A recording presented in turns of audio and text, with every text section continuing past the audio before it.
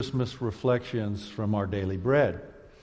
And that would be a wonderful resource this year as you get ready for Christmas. Of course, the regular daily bread is a tremendous resource, and it's made available to anybody who would like one. And if you're not currently using the daily bread, I encourage you to do so. Hey, kiddos, you guys having a rehearsal today? Huh? 3rd through 6th grade? Is there a rehearsal today? All right. This is time for the kiddos to head out. You kiddos, ask your moms and dads about these devotions, okay? All right. But the daily bread will be a wonderful resource, too, because they'll be using the month of December to lead into the spirit of Christmas.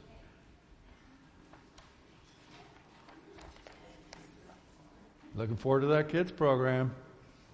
Well, if you have your Bibles ready, let's turn to 2 Corinthians chapter 5. Head to the New Testament. Keep going right. 2 Corinthians chapter 5. I'm going to anchor in verse 16, but the verses like from 9 onward and following are also a great context for you to take a look at. Let's anchor in verse 16. All right. 2 Corinthians 5:16. So from now on, we regard no one from a worldly point of view. Now the NIV says worldly, but the English Standard, the New American Standard, the King James, New King James all say fleshly. So we could read it, so from now on we regard no one from a fleshly point of view. A worldly point of view, a fleshly point of view. Some read human point of view. So from now on, we regard no one from a human, fleshly, worldly point of view. That's a tall order, isn't it?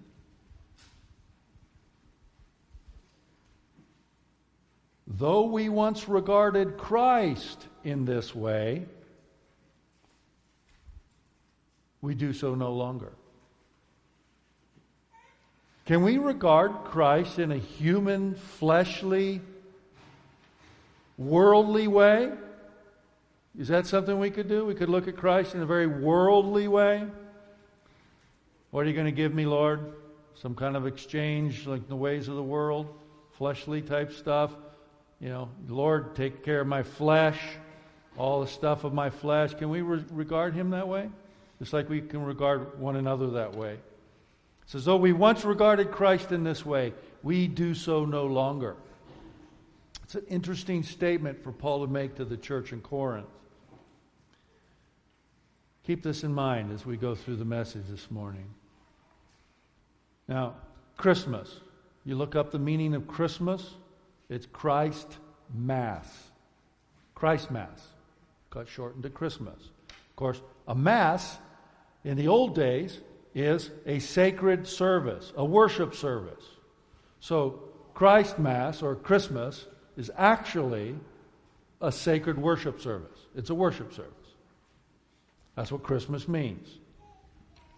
So Christmas is an observance, is a pause. It's a refocusing in worship. Isn't that interesting? Merry Christmas. Christmas. How far our definition of Christmas has grown from the root. Now it's morphed. It's like Christmas has turned into something that was originally a Christmas Eve worship service. Didn't have to be a Sunday. Just any day of the week that was Christmas Eve was a special worship service. That was Christmas. Isn't that interesting? And how it's morphed from this act of worship into some month-long holiday season. Happy holidays, by the way. I don't mind saying happy holidays because they mean holy days to me. So happy holy days to you. But worship is now just a little itty bit of this massive month-long extravaganza we now call Christmas, or the Christmas season. And, worship, we'll throw that in there. It's maybe a teeny-weeny little part, but actually kind of an optional part, right? Talking culturally in our country today, it's very optional. It's a winter holiday. So, anybody going around saying happy winter to one another? No, it's just season's greetings now, right? But this winter holiday has become this incredibly full-blown, month-long festival of food, baby. We kick it off with Thanksgiving. How about you? Food and gifts, right? Food and gifts, and sometimes greeting cards. Greeting cards have decreased dramatically. It's more Facebook posts or email messages or family newsletters attached to an email or something. Greetings are good. You get news from each other, how the past year's been, that kind of thing. And gatherings, family gatherings, social gatherings, gatherings at work, people you work with, maybe neighborhood gatherings, and definitely church gatherings. And they started this morning with the lighting of the Advent candles this season. But the thing that racks me every year at Christmas, and I'm sure it's gnawing on a lot of you here too, is how much of this is really about Jesus. Like Mike's beautiful prayer, as Elder Mike led us in our opening prayer this morning, how much of this focuses on Jesus? And that's a question I keep on asking myself. Does spending all this money actually about your kingdom come, your will be done, or something else? Is all this time? Is all this, what's it about? It gnaws at me. Does it gnaw at you? Yeah. Now in Luke chapter 2, verses 8 through 12, it's not in your notes, I added it, but it's on the slide here. The reference is Luke chapter 2, 8 through 12. So if you'd like to turn to the left and go to the Gospel of Luke, we'll come back to 2 Corinthians, but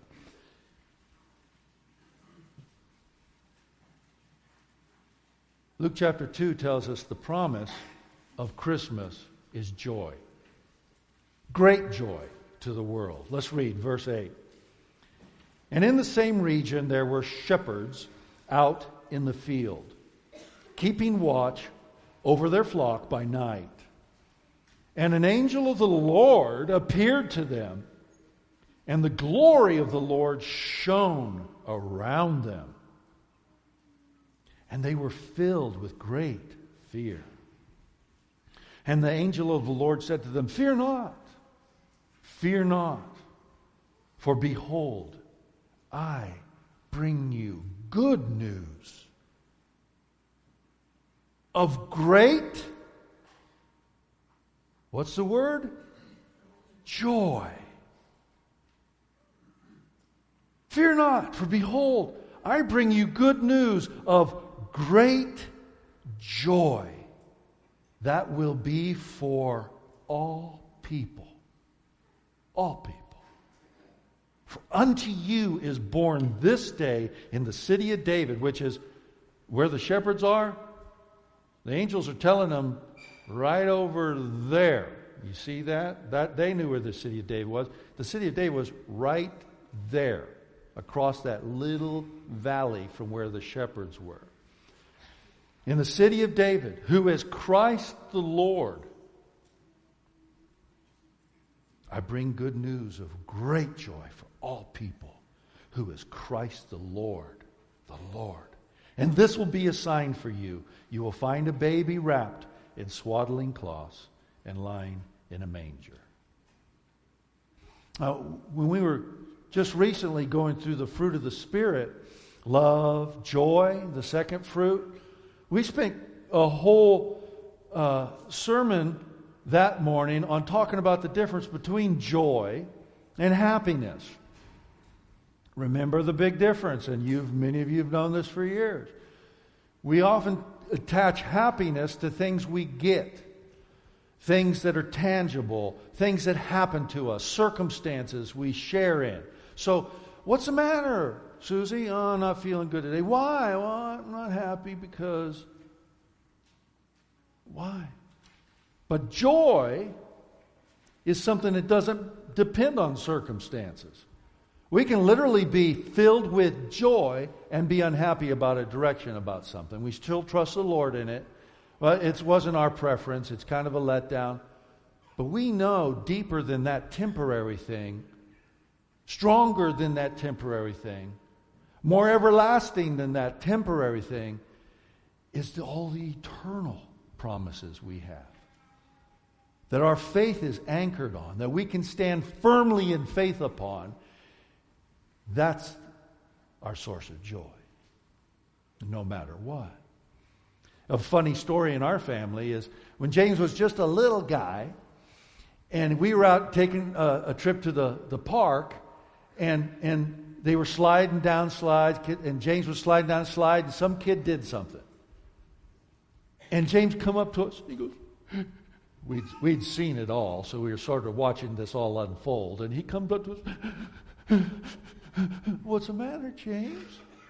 He says, that boy over there, yeah, he stole my happiness.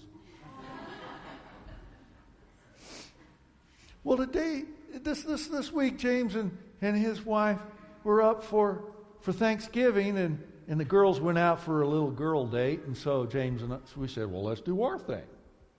Well, our thing was go to the sweat room at the YMCA and have a talk. And it was so funny because in that talk we were remembering that, he stole my happiness. And James is now saying, isn't that funny? Because today we know that nobody can steal our happiness. We have to give it away. It's our choice. And Luke records the angel saying, this day the Lord is giving a great gift, joy to the world. It begins now. The old is gone, the new is come, the kingdom of heaven is breaking in to the earth, and the curse is being reversed. Great joy. But with all the pressures of Christmas, that month-long version, not the original worship service version, with all the pressures of gifts and finances to pay for gifts,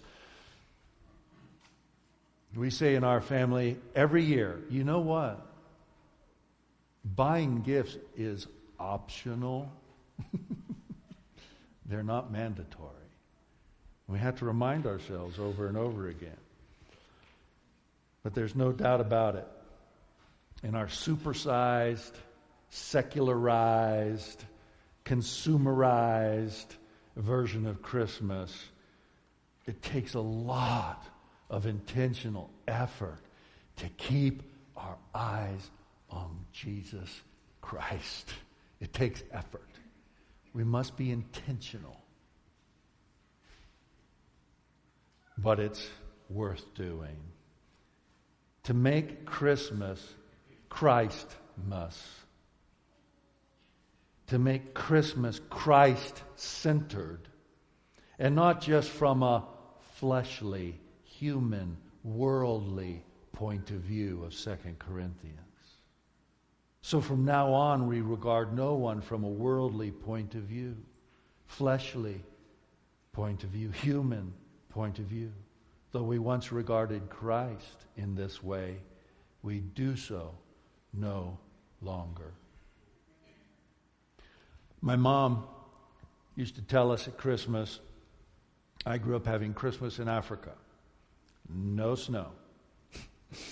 Decorations of snow and snowmen and sleighs and all this stuff, and I'm looking at all these decorations, completely irrelevant in Africa. And she used to to tell us this story every year when Grandpa and Grandma Young's crate of apples came for Christmas. They'd get here whenever they'd send it early December. They'd order it from, I think it was Florida or somewhere, and that crate would come to us in Africa, and that was precious. I'm telling you.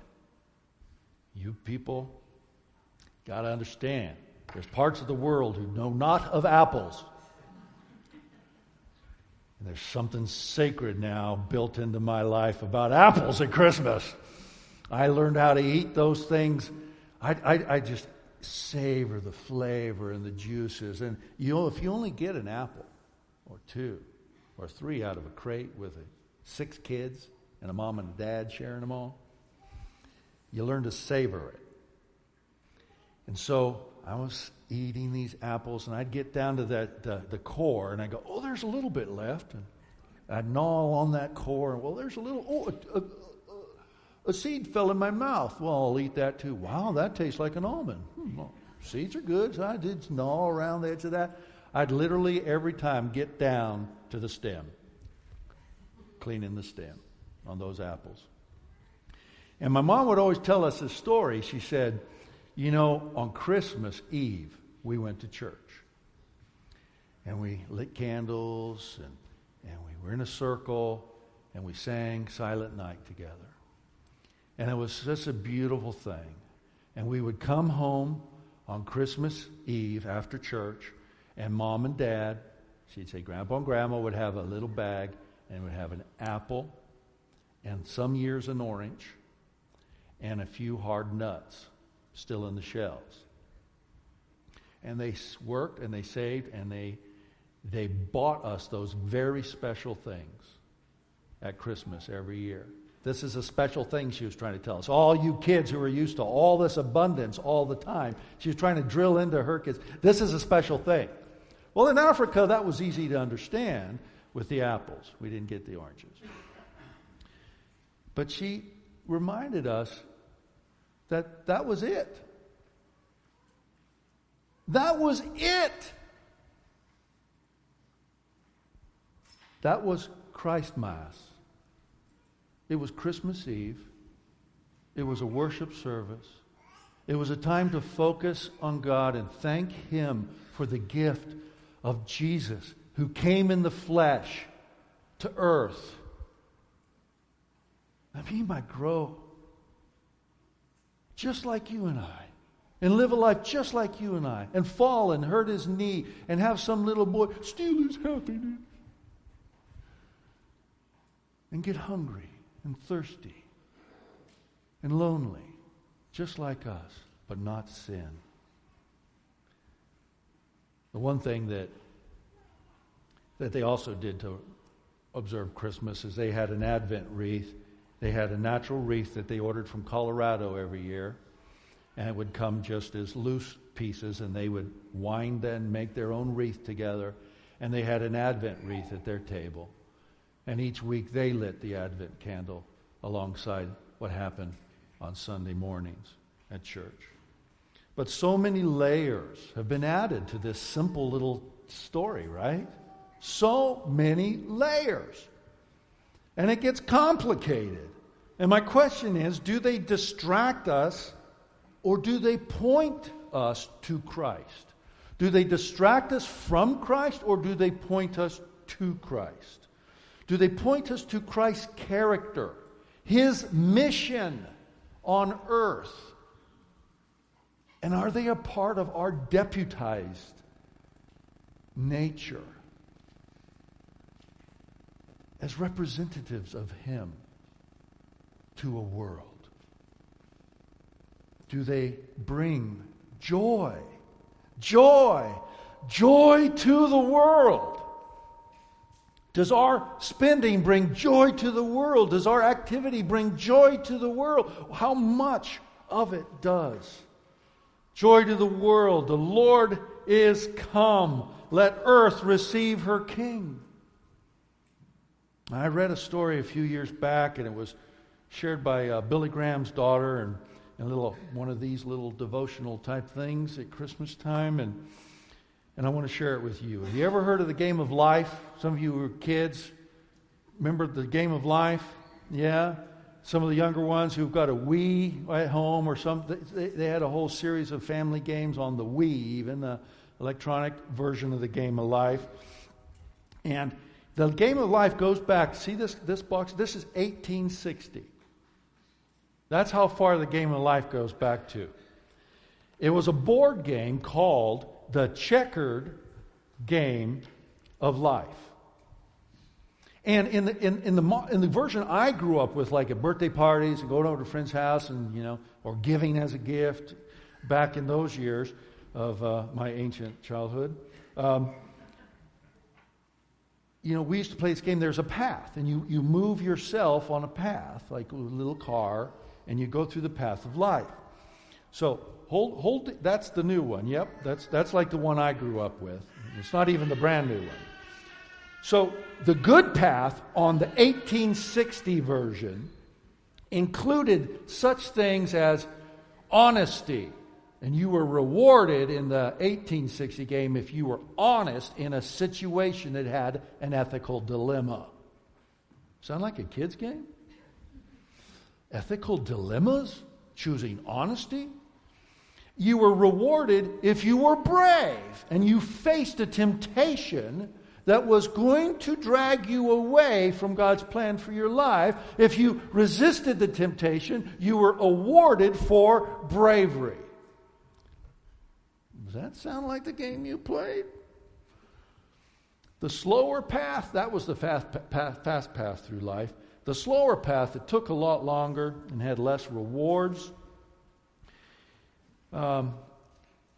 included laziness.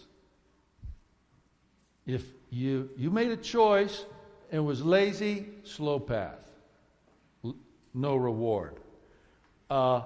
Disgrace. Oh, now, does that sound like a kid game? Don't give a kid a guilt trip for doing the bad thing, right? Don't make them feel disgraced. I mean, it's all about everything's wonderful, right? Not in 1860. But now, it's much simpler. The player with the most cash at the end wins. It's not the most virtue, the most self-control.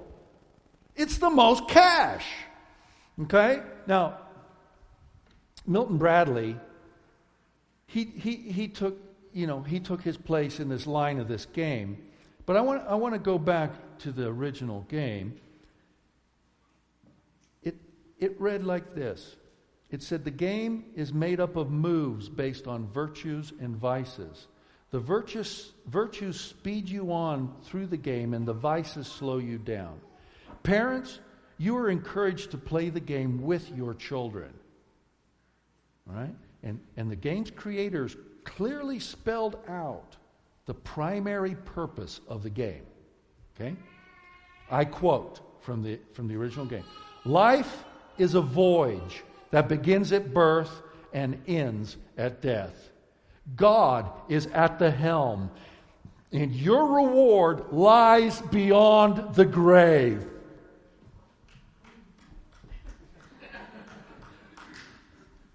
What?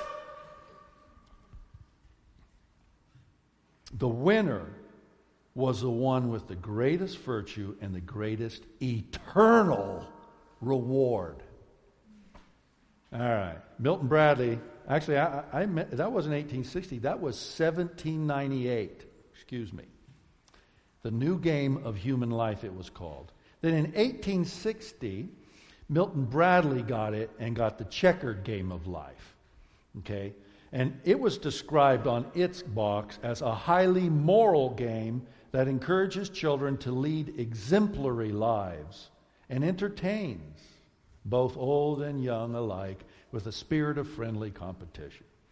So, now the game version I grew up with, 100 years later, Milton Bradley Company now released the anniversary edition, the 100th anniversary edition in 1960.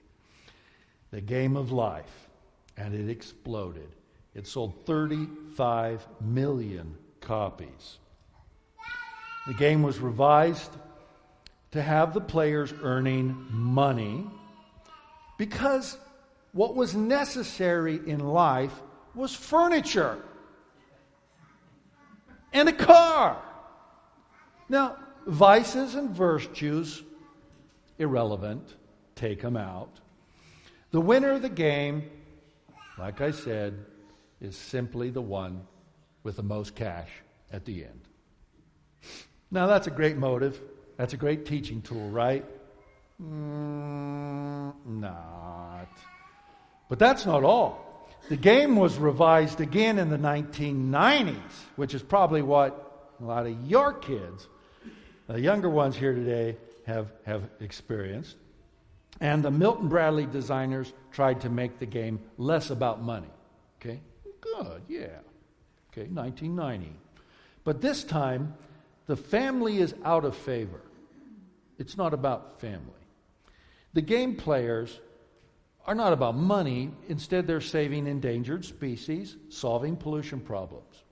They were the ones rewarded with cash prizes. If you could solve an environmental problem, that's what gave you the cash. But you still had to end up with the most cash at the end. Then in 2011, the game was revised again. Isn't this wonderful? It lasts for 100 years before it's revised, and then gets revised every few years after that. Now, what a world we live in. This time, players have the ability to do whatever they want and get rewarded for it.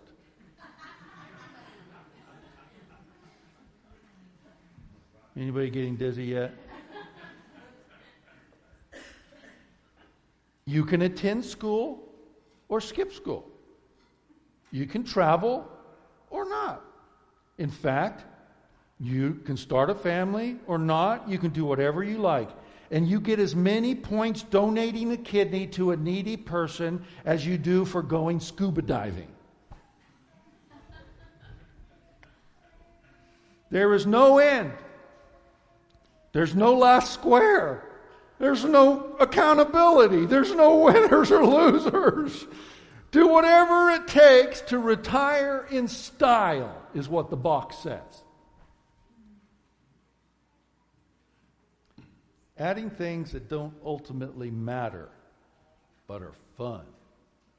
And removing things that do matter, but aren't as fun. That's been the direction that we can see in this little history.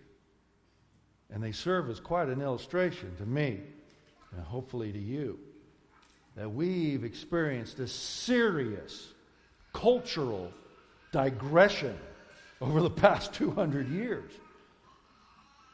Have we been piling layer after layer after layer of meaningless junk onto things that really do matter? Have we?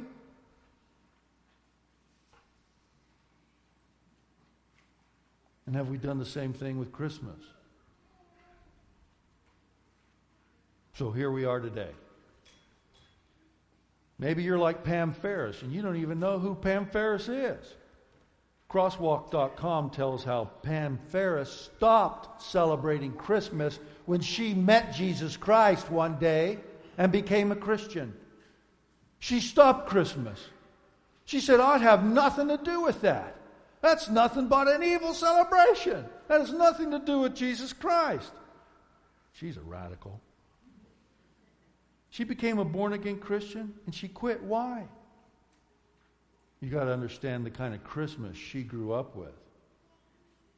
She grew up seeing her family fight and argue over money and gifts. She saw her older brothers competing as who could get the best gift, the favorite gift for mom and dad.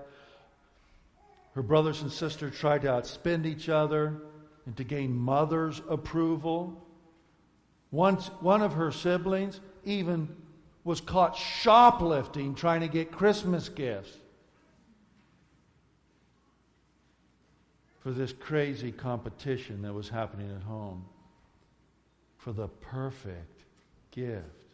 I wonder which version of the game of life they were playing. At the annual midnight mass that their family went to, her uncle and dad repeatedly staggered down the aisle after too much whiskey at the Christmas Eve dinner. She says, I quote, "I was disillusioned about the farce that Christmas became in my family. So when I turned my life over to Jesus at age 22, I turned my back on Christmas." She saw with fresh eyes of faith that it was everything but joy to the world. It was everything that sucks joy out of the world, that caused her to grow weary and lose heart. The opposite of joy to the world. The opposite of celebrating the birth and character and mission of Jesus Christ. Ferris said she might be interested in finding a church. She's speaking skeptically in this article right now about the state of church in general. I'm skipping that portion.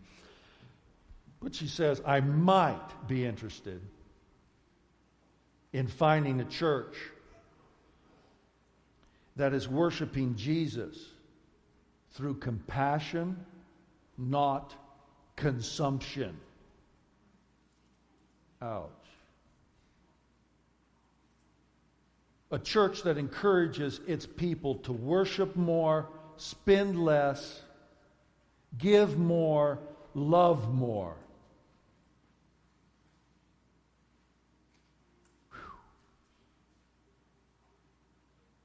Christmas was meant to offer all that, wasn't it? Isn't that what Christmas was meant? The angels declared it. How are you and I doing? Ouch! As part of the Church of Jesus Christ.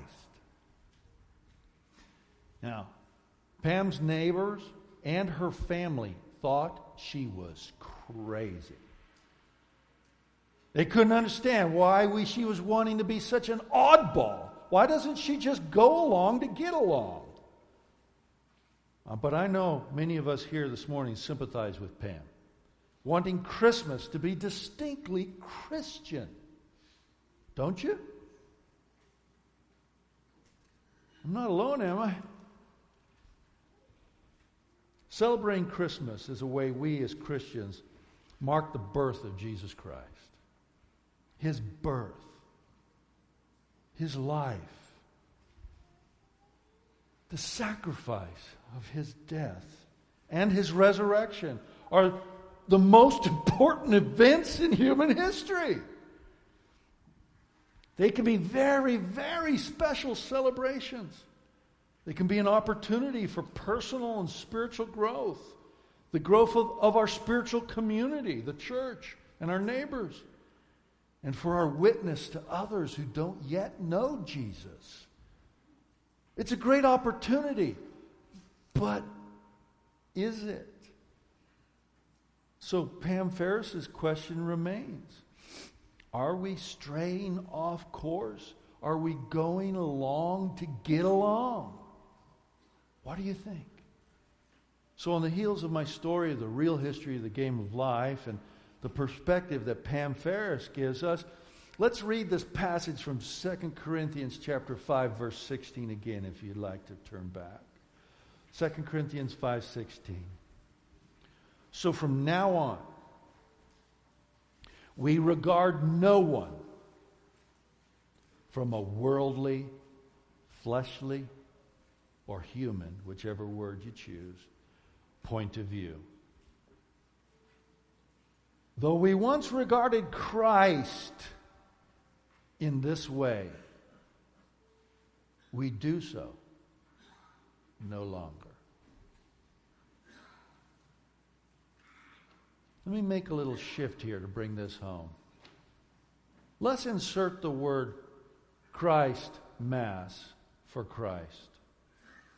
So from now on, we regard no one from a human, fleshly, worldly point of view. Though we once regarded Christmas in this way, we do so no longer. Well, isn't Christmas supposed to reflect Christ if we celebrate it to honor Him? I'm not trying to change Scripture here, but to help this sink in. Though we once regarded Christmas in this way, we do so no longer. Is all of our Christmas celebration truly what we might call worldly? Or is a little bit of it, or most of it, which is it? All of it? Most of it? Some of it? Just a little bit of it? Because if we want to receive the gift of joy to the world, the Lord has come, right? Let earth receive its King. If that's what we want at Christmas, we can't look at this winter holiday as the source. We can't look at the gifts as the source, the food as the source, the celebrations, whatever chance, the parties, the office parties and stuff as the source. We've got to look more through all those things. They're going to be there. We've got to look through them to see Christ, to get the indestructible, unspeakable fullness of joy through the clutter. Joy cannot be purchased. Joy cannot be stolen.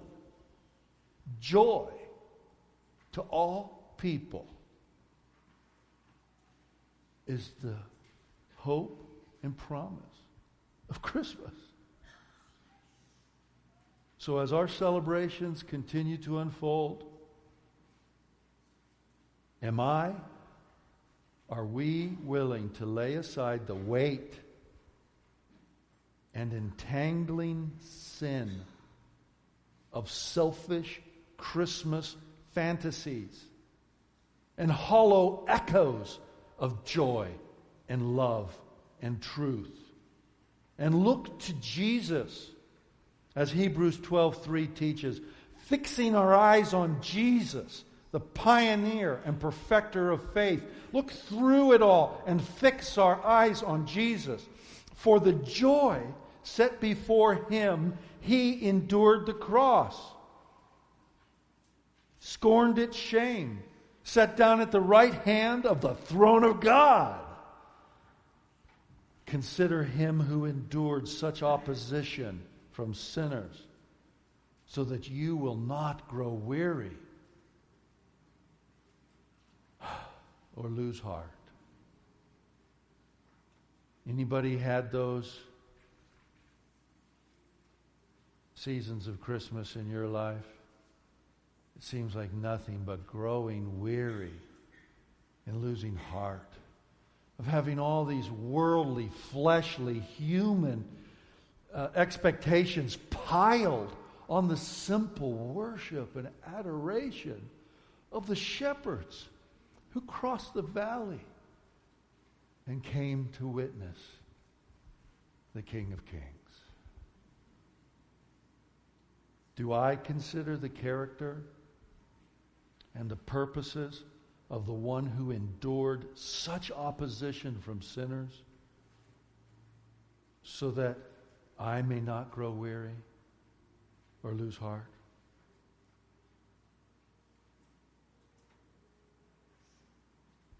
He did not grasp onto anything in the world.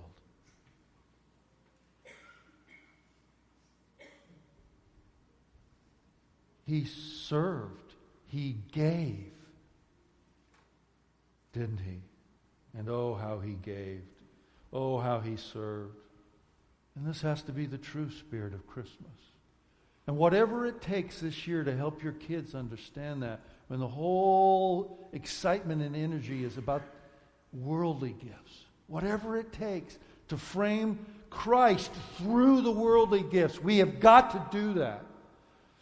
For us, in our family, it was just a crazy idea. I thought it would make sense. I heard of somewhere, I adapted it, and you're going to have to find your crazy ideas that you think make sense. You hear them somewhere, and you adapt them to your situation.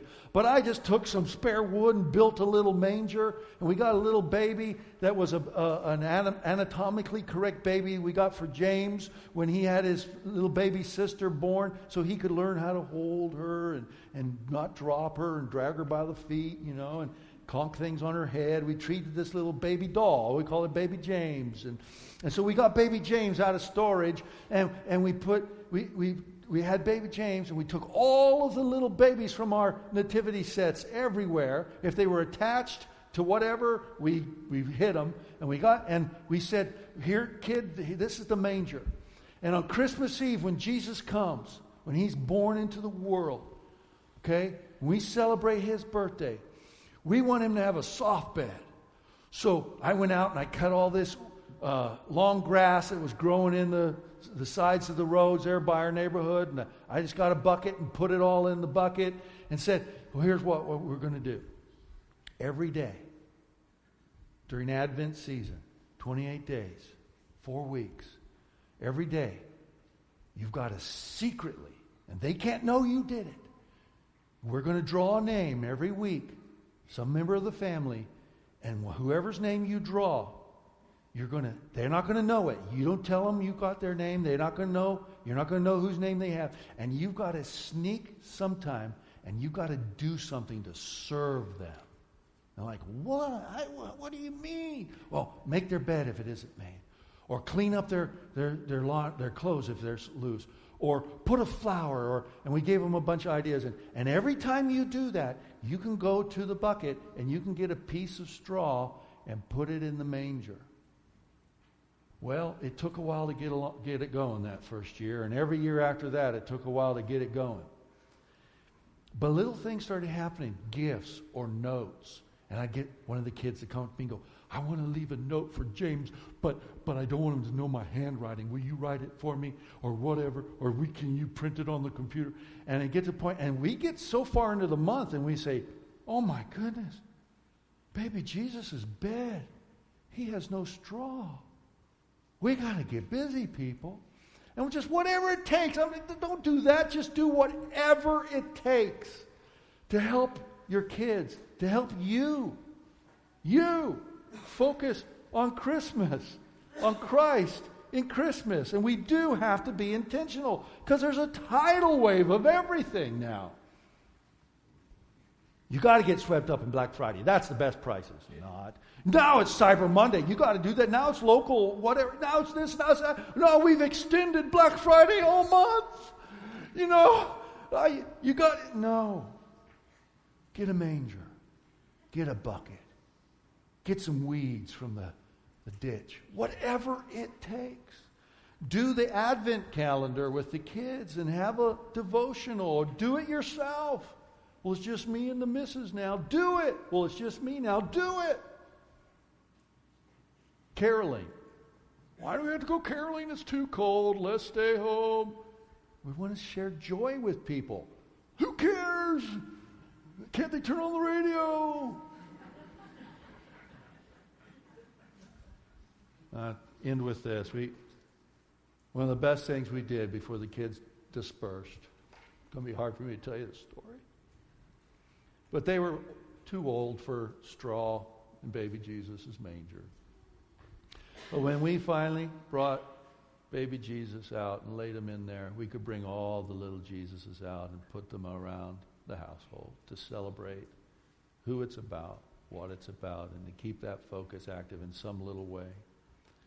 Well, one year, Carla and I set aside a chunk of money, and we asked the kids if they'd be interested in participating. We got a pretty good little chunk of cash set aside.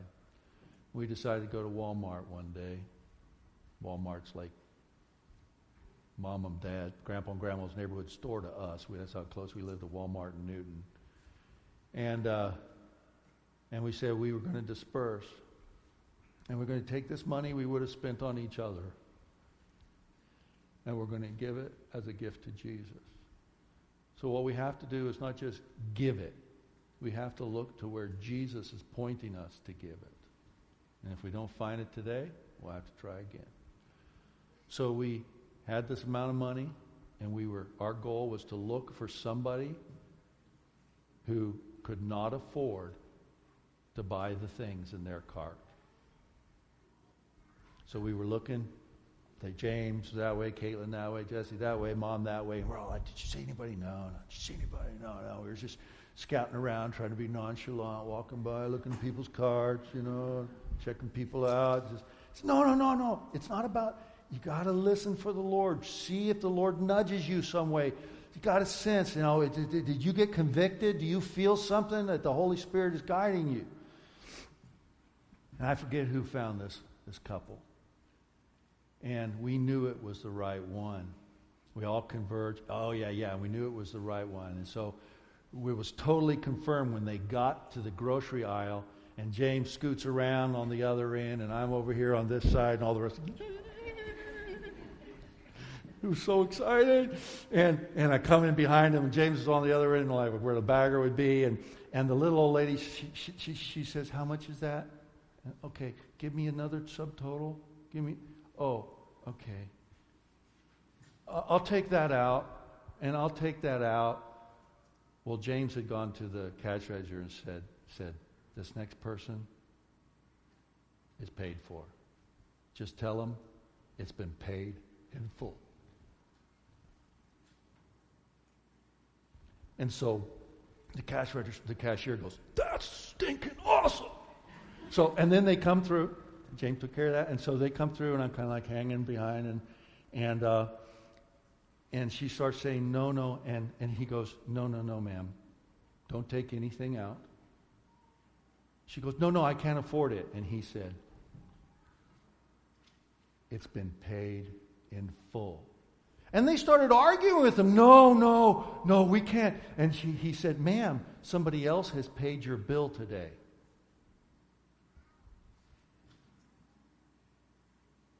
Who's paid our bill every day? And they kept arguing. So finally, he convinced them, and they were like, well, that's strange. And they just couldn't accept it. Hardworking, ethical, And so then they started going out, and James scoots ahead, and he says, he sees where they're, and he goes, can I help you with your groceries?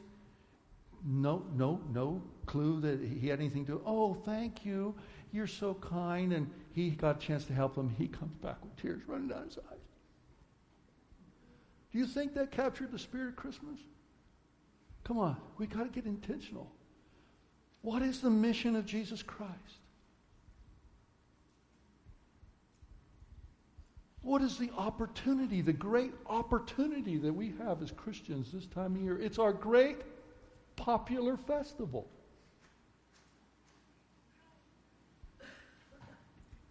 Do what you've got to do. So is Christmas about fulfilling our holiday expectations? Or is it about celebrating Jesus' overwhelming accomplishment for us and our following in his humble footsteps? Would you pray with me? I'm going to model this prayer after Ephesians chapter 3, verses 18 and 19. For this reason, Lord, we bow our knees before you, from whom every family in heaven and on earth is named, that according to the riches of your glory,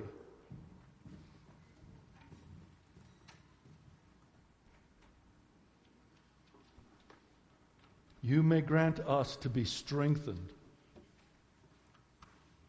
with power through your Spirit in our inner beings, so that you, Jesus Christ, may dwell in our hearts through faith. That you, Lord, being rooted and grounded in love, root and ground us in love Strengthen us, Lord, to comprehend with all the saints what is the breadth and length and height and depth, and to know the love of Christ.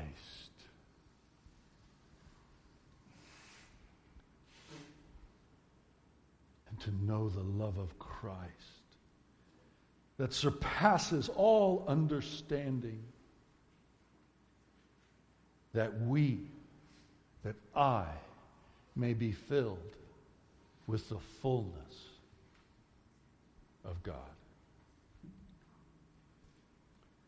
So from now on, we regard no one from a fleshly, worldly, human point of view. Though we once regarded Christ and Christmas in this way, we do so no longer. Please finish this time of prayer up very personally, however you are led.